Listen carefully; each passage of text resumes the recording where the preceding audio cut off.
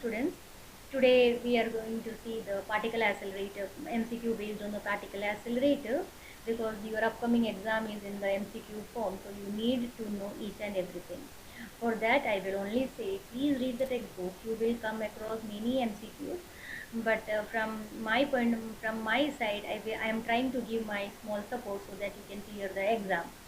And as far as from the options point of view, when you know the answer, you can correctly pick the answers. There is no need to get the options, because only knowing the correct answer is very important, because person to person the options may change. So you need only the correct answer, you should know properly. So let us begin. As we are talking about the particle accelerator, but before going into particle accelerator, first we should know how the charged particles can be detected. It is not possible by the naked eye. So what happens, because this is a reaction, this is the reaction takes place, radiations are coming out, so we will not go in front of it. So when charged particle pass through the matter, when it goes in from inside, passes through the matter, the particle ionize the matter. Very important, it ionizes. Wherever it goes, it ionizes that much portion of the matter, and this forms the basis of the detection of the charged particle. So true or false based on this slide can be asked. When a heavy charged particle, now here we are talking about protons or an alpha particle, moves through the matter, the particle loses its energy, because by the excitation and by the ionization of the atom in its path. Because as I already told you, wherever it goes, it starts losing its energy, because ionization takes place as well as excitation takes place. Again, this slide is important from true or false point of view. The rate at which a particle loses its energy per unit length of its path is called as specific energy loss. Again, true or false point of view, or from the fill in the blank point of view, it is important. The rate at which a particle loses its energy per unit length, very important, the per unit length of its path is called as specific energy loss. And the average value of the specific energy loss is called as stopping power of the medium. Here, when a particle, heavy particle, starts moving in the matter, it starts ionization. At the same time, this particle starts losing its energy. This ultimately, maybe a time will come, it will stop completely. That is the stopping power of the medium, and it is the average value of the specific energy loss. Remember this from true or false point of view. Stopping power of the material for alpha particle, that is Z is equal to 2, is 4 times the stopping power of protons with Z is equal to 1 of the same velocity. Remember this from true or false point of view. Now we are going to see range of a moving charged particle. The average distance traveled by the charged particle in a given medium before it comes to rest. Let us consider a charged particle. We are bombarding a charged particle in a matter. We know that matter consists of many particles inside. When it starts moving in that, it will come in contact with the other particles, and in that it will start losing its energy. It will give its energy to the particle which is coming in its path, and ultimately after some time it will come to rest. Before that, if we will take the distance, average distance traveled by the charged particle in a given medium before it comes to rest, that is before it loses, means if it comes to rest means it is losing its all kinetic energy, and at that time it will come to rest. That is before it loses all its kinetic energy, is called as range. And the formula for range here, R, capital R denotes the range. It is not the radius, it is the range, and it is nothing but integration of E naught to 0 minus E upon dx minus 1 dE, where E naught is the initial kinetic energy of the particle, minus dE by dx is the rate of loss of energy. And very important formula, capital R, that is the range of the moving charged particle, is directly proportional to E naught to the power 1 by 2, where E naught is the initial kinetic energy, is directly proportional to velocity q. Now we will quickly see what is G.M.Counter. This G.M.Counter will help you to find the radiation count. So this counter consists of central electrode, that is anode, of a fine tungsten.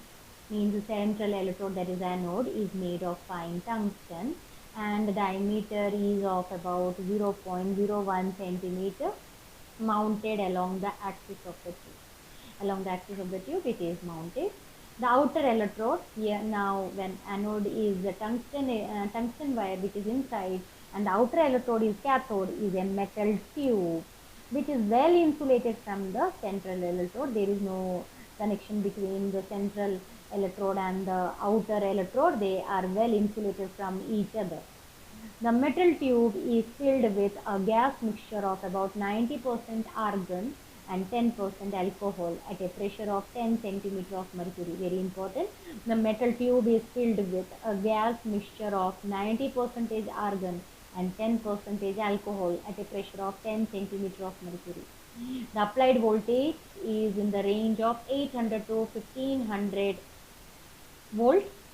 The electric pulses produced in the G.M.Counter are fed to an amplifier and then finally detected and counted by the counter.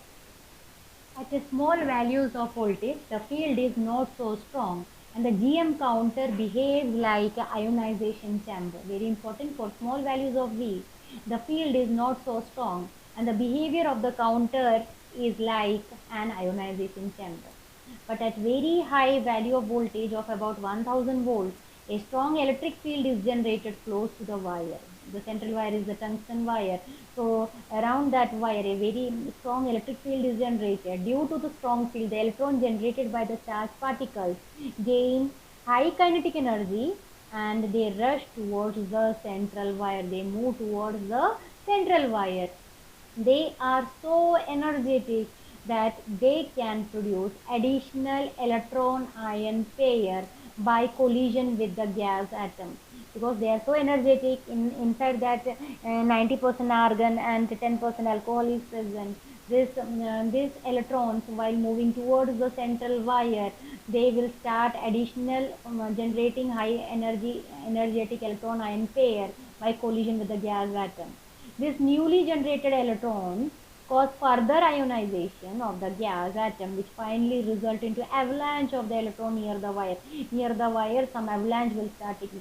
Avalanche is the word, you are familiar with the snow avalanches. In the movies, you saw a big mountain of snow fall at a small period of time, and that is called as avalanche. And here, the avalanche of the electrons takes place near the wire. True or false based on the slide can be asked. We'll see the G.M.Counter characteristics. Applied voltage is plotted on the x-axis and counting rate is plotted on the y-axis. And this characteristics, a graph is plotted between counting rate and applied voltage is called as counter characteristics. True or false can be asked based on this diagram also. We don't know what they are going to ask. And until the voltage, here you can see the voltage reaches to a voltage, certain voltage Vs, the pulses are too small, there is no pulses detected. As voltage increases above this Vs, the counting rate increases slowly. From 800 you can see increases until the threshold voltage Vg of the GM region is reached. Above Vg for about 200 to 300 volt, the counting rate remains almost constant. As you can see from the figure, the counting rate is that is called as Geiger plateau. The range of potential over which the counting rate remains constant is called as Geiger plateau. Beyond this plateau, a continuous discharge takes place and counting is not possible. After this Geiger plateau,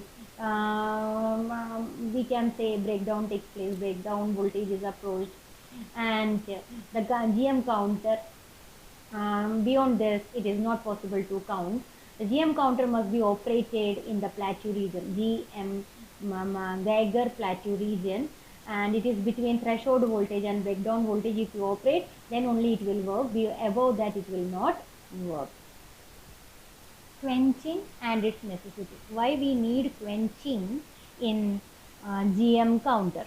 The presence of positive ion in the tube for a long time, if the positive ions remain, than the dead time, because G.M.Counter, as you know, it remains dead for some time, and if the positive ion remain more than the dead time of that instrument, is troublesome in some following way. What is that? First is majority of the positive ion drifting towards the cathode and it will recombine with the electrons forming neutral gas, which is not a desired thing. here in G.M.Counter. So majority of the positive ion drifting towards the cathode recombined with the electron forming neutral gas atom, and the energy of recombination is given out in the form of photons. Very important. This sentence they can ask in the form of true or false. And the second is, these photons after colliding with neutral gas atoms or atoms of the wall causing emission of photoelectrons drift towards the wire and initiate the secondary avalanche. Already avalanche happened, and now again secondary avalanche happened because the photons are colliding with the neutral gas atom or with the walls of the atom of the wall atoms with the wall, and causing emission of photoelectrons and again drift towards the wire and initiate the second avalanche, and it gives a pulse. This is also not desired, hence quenching is needed in G.M.Counter. This slide is very important from true or false point of view. Now, as I told you, the secondary avalanche quenching is needed. The counter will confuse between the two pulses because here two pulses are generated, and the counter will confuse between the two pulses, one due to continuous secondary avalanche. Secondary avalanche is taking place, and the other due to the fresh event, the fresh incoming particle in the counter. So the counter will not distinguish between these two pulses. So in order to remove the state of confusion, the continuous secondary avalanche must be suppressed. The secondary avalanche must be suppressed, and this method of suppression of secondary avalanche is called as quenching. Again, this slide is very important from true or false point of view. G.M.Counter produces constant output pulse size. Again, independent of initial ionization, true or false can be asked. It is sensitive to the production of even a single ion pair. True or false can be asked. G.M.Counter can detect alpha particle, beta particle, gamma particles, and gamma radiations, and also cosmic rays. Now quickly we will see particle accelerator, a device which will accelerate the charged particle to desired energy level. We need for certain applications some desired energy level, we need to accelerate that charged particle to certain energy level. So the device which do all this process is called as particle accelerator. Remember, very important, while crossing the gap each time the particles acquires the energy. It is not inside the tube, it is between the gap it acquires the energy. Again, true or false point of view as well as from the fill in the blank point of view, this is very important. Three types of accelerator is there in your syllabus. First is a linear accelerator. Linear accelerator means particle acquire energy while moving in a straight line. Very important, linear means straight, so straight line. Cyclic accelerator, particle acquire energy while moving in a cyclic path. In a cyclic path, it acquires the energy. Always remember, it is between the gap it acquires the energy, not inside the tubes. In the static accelerator, particle acquires energy by moving in a static path. The particles acquires energy in a static path. Principle of linear accelerator. A beam of positive ion is made to move linearly through repeated electric field between consecutive drift tubes. As you already studied that linear accelerator, it is just a repetition. Otherwise, you can see my YouTube video for more details of the linear accelerator. So, the tube is called as a drift tube. Again, true or false can be asked. T is equal to ln upon Vn, where L is the length and V is the velocity, and N indicates the number of the drift tube. If it is first drift tube, then N is equal to 1. If it is second drift tube, it is 2. So it has nothing to do, it is just indicating which drift tube we are making use of, we are calculating the time. T is equal to T, capital T by 2, periodic time T is equal to 1 upon F we know. So by substituting T is equal to T by 2 is equal to 1 upon 2 times F. So ln upon Vn is equal to 1 upon 2F. ln is equal to Vn upon 2F. Very important. This slide is very important from numerical point of view. They will ask either Vn or F, and they will ask you to find out the value of length. Since crossing each gap between the successive tube, the energy acquired by the ion is QV. Remember this term.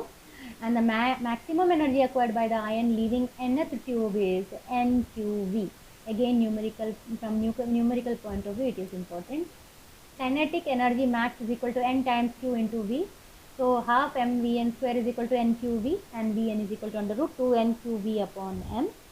So substituting in our equation, we will get ln is equal to 1 upon 2f under root 2 NQV QV upon M. Again, from numerical point of view, this slide is very important. Remember, the drift tubes are of increasing size and their size is equal to L1 is to L2 is to L3. Is in the ratio of 1 is to root 2 is to root 3. Very important from true or false point of view. Let us quickly see the limitations of a linear accelerator. Another name is linac. Due to large size of linac, it is difficult to maintain the vacuum, because one of the most important parameters to run the particle accelerator is it should be in a vacuum. So maintaining the vacuum of a large apparatus is very difficult. And second is the ion current is available in the form of pulses for a short period. It is not a continuous duration, it is for the short duration in the form of pulses. So these are the two major disadvantages of linear accelerator. Let us see cyclotron quickly. The principle: the charged particle placed in the center point of the D's. Here two D's are used. D and plural of D's is made to move frequently through electric field between the D's in a spiral path. Cyclotron in a cyclic path. The charged particle will move. The particle will gain energy only between the gap. Again, I just repeating the same sentence. The energy of the particle will be acquired only between the gap. While crossing each gap, the particle acquires the energy. The perpendicular magnetic field makes the particle to move on the circular path. Very important. It is a perpendicular applied magnetic field is applied in the perpendicular and it makes the particle to move in a circular path. True or false based on this can be asked. Let's quickly see the construction. Cyclotron consists of two hollow metallic D-shaped semicircular cylindrical boxes D1 and D2 called as D, and placed diagrammatically parallel to each other with a gap as shown in the figure. You can see, refer your textbook or my video. I already uploaded there. The source S of the charged particle is placed at the center of the D. The D's, D1 and D2 are connected to high potential difference of a radio frequency oscillator. And because in cyclotron two D's are there, and the source is kept at the center, and magnetic field, very strong magnetic field is applied perpendicular to the D so that the particle can move in a cyclic manner. Since it is a cyclotron, it is not a linear accelerator where the particle is accelerated in a straight line. This is a cyclotron. In order to maintain in a cyclic path, a strong magnetic field is applied perpendicular to the system. The D's, D1 and D2 are connected to high potential difference of radio frequency oscillator. The potential on D's changes with the frequency of radio frequency oscillator. If D1 in the first cycle, if D1 is at positive, then in the second cycle D1 will be at the negative potential. And the whole evacuated assembly is placed between strong magnetic field produced by the electromagnet, such that the magnetic field perpendicular to the horizontal surface of the D. The ion, this slide is very important from numerical point of view. The ion is accelerated across the gap and enter the D1 with a speed of half mv square is equal to ev, where v is the voltage across the D, m is the mass of the ion, q is the charge on the ion. Inside the D, ion is acted by perpendicular magnetic field and hence ion travel along a circular path. What makes the particle to move in a circular path? It is the perpendicular strong magnetic field. The radius of it is given by mv square upon r is equal to bqv. Hence r is equal to mv upon q into b. There is no field inside the D. Very important, there is no field inside the D. Hence ion move with a constant speed in it. Now the frequency of RF4, radio frequency oscillator, is such that the polarity of the potential are changed. When the ion come out of D1, again ion accelerated through gap and travel in a circular path of increased radius D2. Every time when the particle emerges out of D, the voltage is reversed. Very important. The bold letters are very important. Remember from MCQ point of view. Voltage is reversed and particle is accelerated in the gap. The path of particle becomes spiral and finally come out of the D to the window. Time taken by the ion to travel the semicircular path is equal to half the time period. Very important this word. Half the time period T of the applied high electric voltage. It is called as the resonance condition. This is called as the resonance condition for cyclotron. Maybe MCQ can be asked. Hence, the frequency of rotation of charged particle decreases as the velocity increases. Hence, the frequency of rotation of the charged particle decreases, very important, decreases as the velocity increases. As a result, it takes a longer time to complete the semicircular path, and the particle continuously goes on lagging behind the applied alternating potential difference till a stage is reached when it is no longer be accelerated further. Due to relativistic mass variation, electrons cannot be accelerated by cyclotron, true or false. It may come. Further, a neutron cannot be accelerated by a cyclotron. Why neutron cannot be accelerated? Because we need positive, negative charge. A neutron carries no charge. It cannot be accelerated by the electric field between the two Ds. It can also be not acted upon by magnetic field, so the path between the Ds cannot be regulated. Hence, it's very important to remember electrons and neutrons cannot be accelerated by the cyclotron. True or false can be asked. Some important formulas from numerical point of view. I am just discussing. Half mv square is equal to electron volt, where V is the voltage across the Ds, m is the mass of the ion, and q is the charge on ion. They will give you and they will ask you to find a parameter out of this 4 parameters. mv square upon r is nothing but b into q into v. So r is equal to radius is equal to mv upon q into v. Again, important slide from numerical point of view. T is equal to capital T by 2. Pi r v upon v is equal to t by 2. Hence, at a periodic time, capital T is equal to 2 pi m upon q into v, or frequency is equal to 1 upon t is equal to qb upon 2 pi m. Numerical point, it is very important. Kinetic energy max is equal to half m into v max square, where v max is the maximum speed of ion in the final orbit of radius r. m v max square upon r max is equal to q b v max. V max is equal to q b upon m into r max. Kinetic energy max is equal to half m q b upon m r max the whole square. Upon substituting, we will get kinetic energy max is equal to q square b square upon 2m into r square max. Kinetic energy max is equal to 2 pi m f the whole square upon 2m into r square max.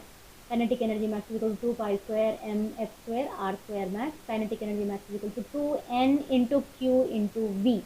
So they can ask to find out the maximum kinetic energy. So remember this formula. Thank you.